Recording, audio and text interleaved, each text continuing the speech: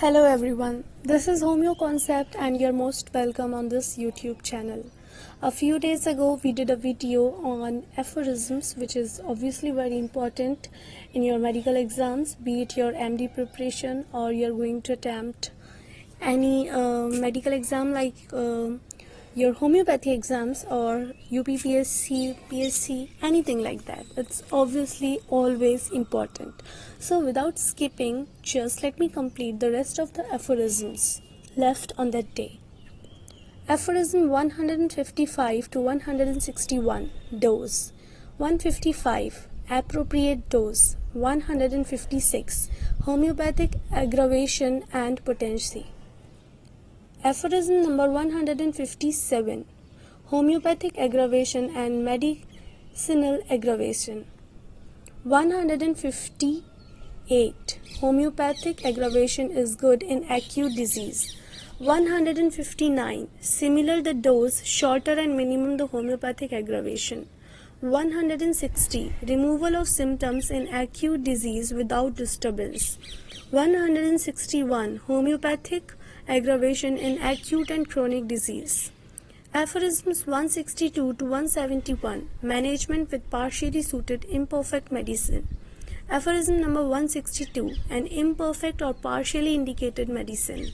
It sometimes happens owing to the moderate number of medicines yet known with respect to their true pure action, that but a portion of the symptoms of the disease under treatment is to be met with in the list of symptoms of the most appropriate medicine. Consequently, this imperfect medicinal morbific agent must be employed for lack of a more perfect one. Aphorism 163, appearance of accessory symptoms of medicine. In this case, we cannot indeed expect from this medicine a complete undisturbed cure, for during its use some symptoms appear which were not previously observable in the disease, accessory symptoms of the not perfectly appropriate remedy. This does by no means prevent a considerable part of the disease, the symptoms of the disease that resemble those of the medicine, from being eradicated by this medicine, thereby establishing a fair commencement of the cure. But still, this does not take place without those accessory symptoms, which are, however, always moderate when the dose of the medicine is sufficiently minute. 164. Few symptoms which are chiefly of an uncommon peculiar characteristic cure take place without much disturbance. 165. If medicine share general wake but not characteristic symptoms, is not homeopathic medicine to the disease. 167.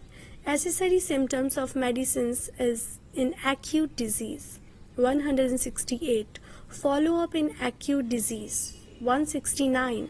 Appearance of two partially suitable medicine. 170.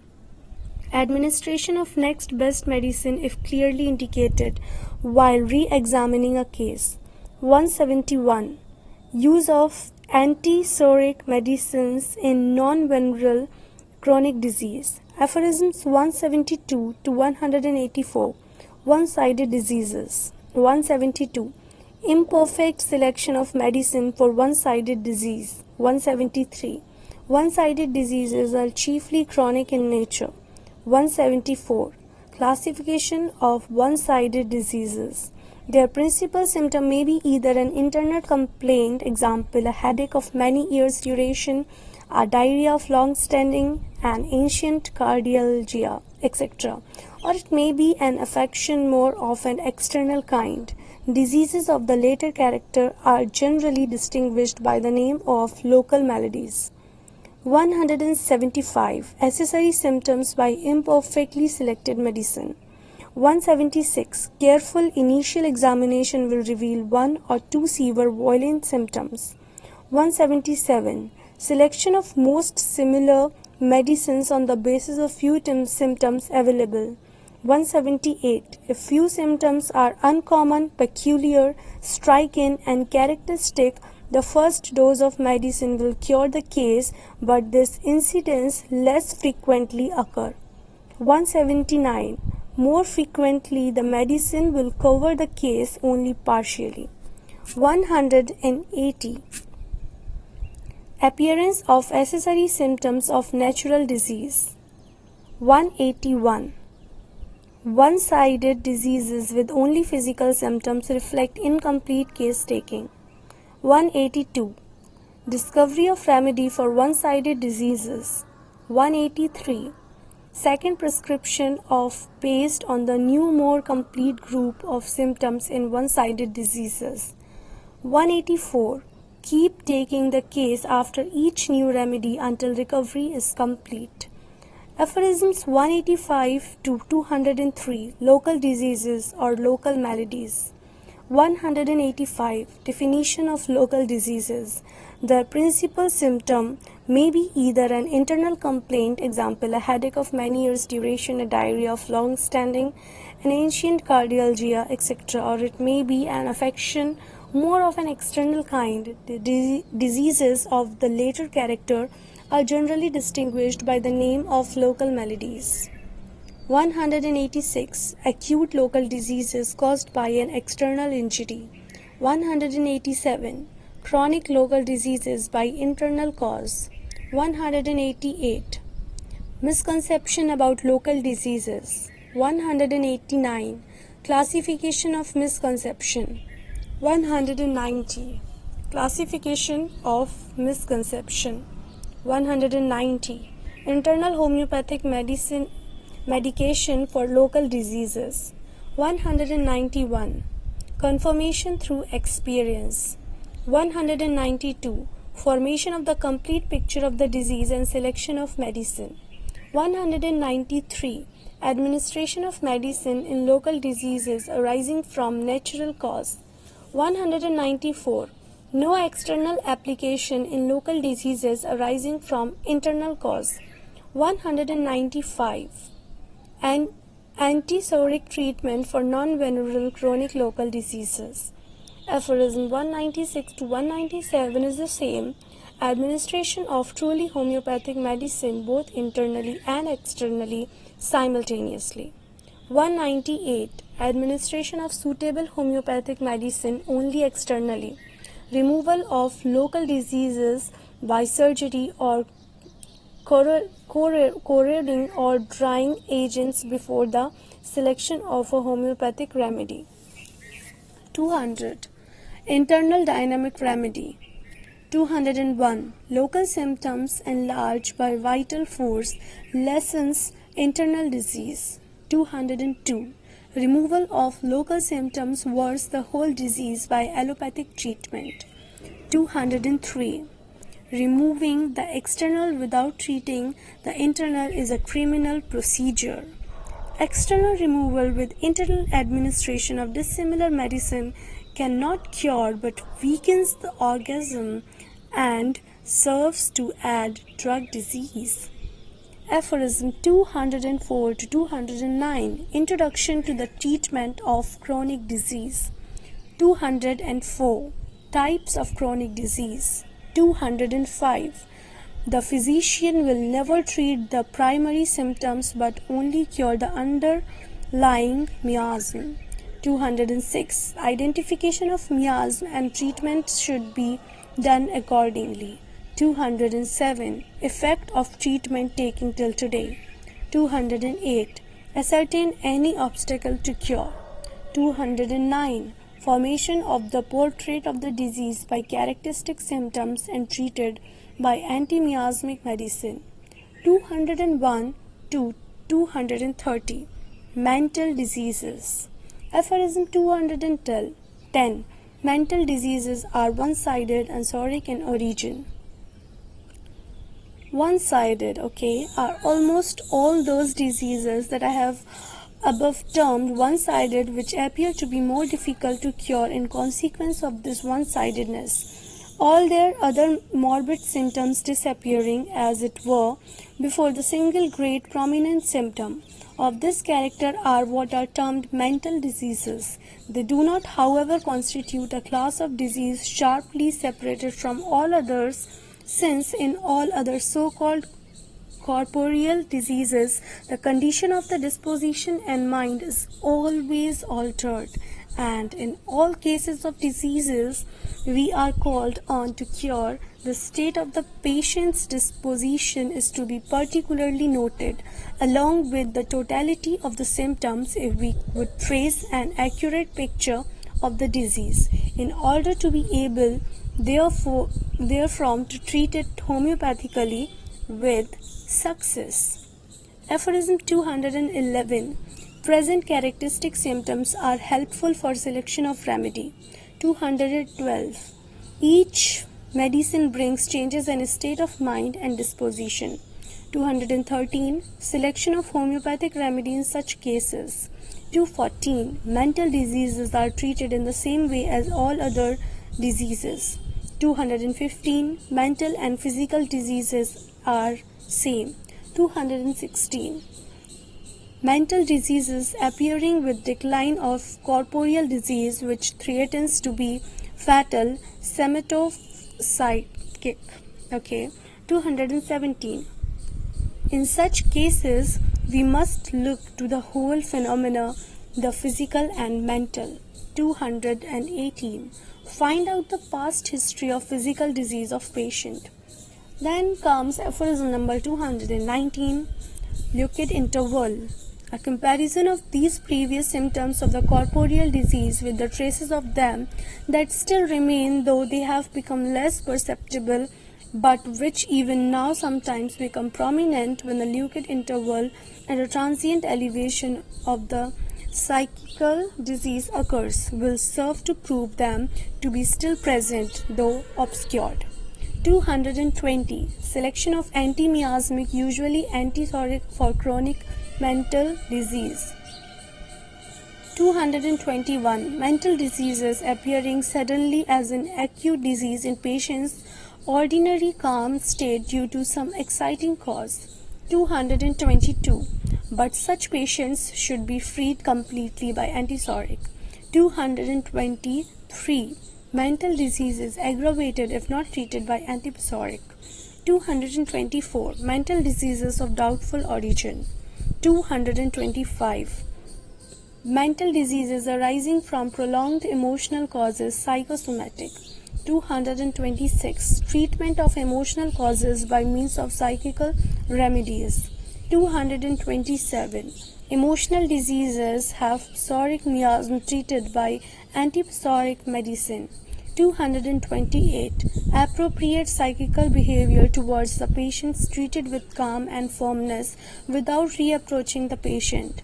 229. All external disturbance to the senses and dispositions should be removed. 230. Homeopathic treatment can produce rapid and striking results in cases of mental and emotional diseases. 231 to 244. Intermittent diseases. 231. Intermittent diseases. 232. Alternating diseases and examples. 233. Typical intermittent diseases. 234.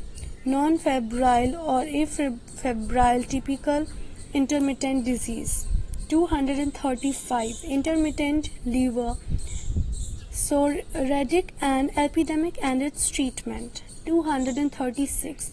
Appropriate time for administration of medicine. 237. Administration of medicine when there is short attack of disease. 238. Recommended dose and repetition of medicine for intermittent fever.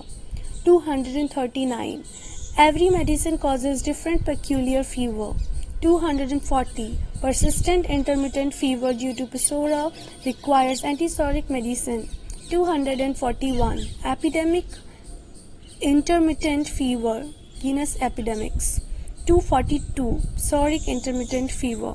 243. Individual Pernicious variety, intermittent fever due to psora on the point of development. 244. Endemic intermittent fever in Marshy district. Now comes aphorisms 245, 258, homeopathic nosology.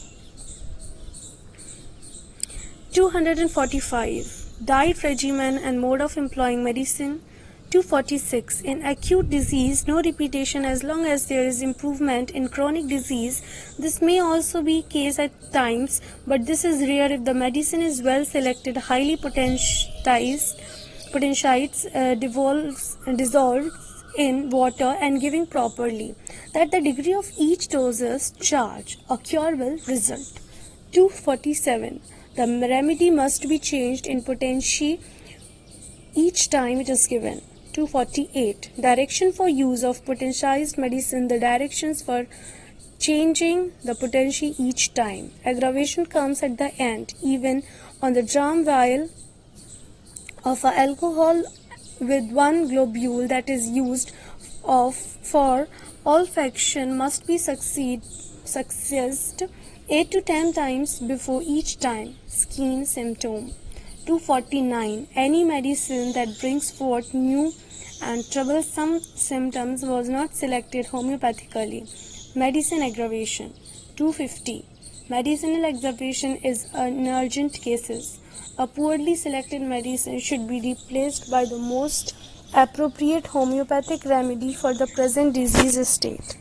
251. Repetition of medicine in the same potency if first dose is not effective. 252. Detection of obstacles and removal of them in the way of cure of chronic diseases. 253. Sign of improvement and aggravation. 254. How to identify whether it is aggravation or amelioration. 255. Amelioration. 256. Aggravation by wrong similinum. 257. Favorite remedies, disadvantages. 258. Never be prejudiced to any remedy. 259 to 263. Diet and regimen. 259. Diet and regimen during treatment. 260. Investigation of obstacle to cure. 261. Regimen for chronic diseases. 262. Diet and acute diseases. 263. Diet and regimen should be desire and satisfy patient's craving. 264 to 271. Preparation of medicine. 264. Quality of medicine. 265. Employment of medicine to patient prepared by physician himself. 266. Medicine from vegetable and animal kingdom. 270. 260. After 267 comes 268.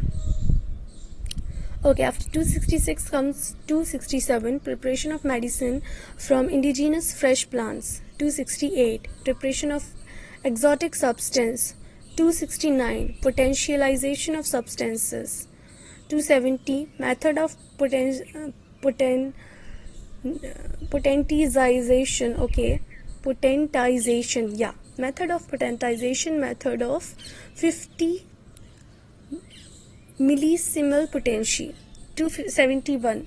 Knowledge of pharmacy. Preparation of potentized medicine directly from fresh plants.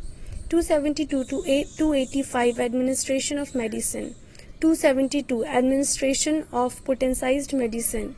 273. Administration of only single simple medicine at a time. 274. Advantage of only single simple medicine at a time. 275. Appropriate dose, large dose, injurious.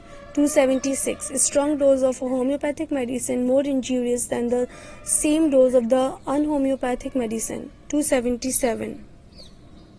Homeopathic dose given in appropriately small doses. 278. Selection of best size of disc by pure and accurate experiencing. 278.